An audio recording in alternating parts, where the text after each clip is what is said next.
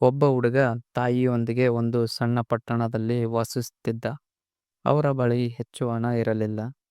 ಒಂದು ದಿನ ಅಂಗಡಿಯ ಕಿಟಕಿಯಲ್ಲಿ ಹೊಳೆಯುವ ಹೊಸ ಬೂಟುಗಳನ್ನು ಅವನು ನೋಡಿದ.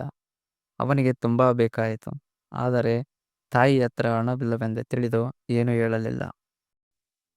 ಅವನ ಹುಟ್ಟುಹಬ್ಬದಂದು ತಾಯಿ ಒಂದು ಪೆಟ್ಟಿಗೆಯನ್ನು ಕೊಟ್ಟಳು. ಅದರಲ್ಲಿ ಅವನು ಬಯಸಿದ್ದ ಅದೇ ಹೊಸ ಬೂಟುಗಳು ಇದ್ದವು. ಹುಡುಗ ತಾಯಿಯನ್ನು ಬಿಗಿಯಾಗಿ ಅಪ್ಪಿಕೊಂಡ. ಆದರೆ ಆ ಕ್ಷಣ ಅವನು ಗಮನಿಸಿದ, ತಾಯಿಯ ಕಾಲಿಗೆ ಹಳೆಯ ಹರಿದ ಚಪ್ಪಲಿಗಳು ಇವೆ. ಹುಡುಗನ ಕಣ್ಣಲ್ಲಿ ನೀರು ತುಂಬಿತು.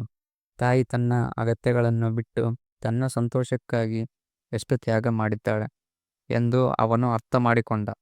ಆ ದಿನದಿಂದ ತಾನು ದೊಡ್ಡವನಾದ ಮೇಲೆ ತಾಯಿಗೆ ಬೇಕಾದದ್ದನ್ನೆಲ್ಲ ಕೊಡಬೇಕು ಎಂದು ಪ್ರತಿಜ್ಞೆ ಮಾಡಿಕೊಂಡನು.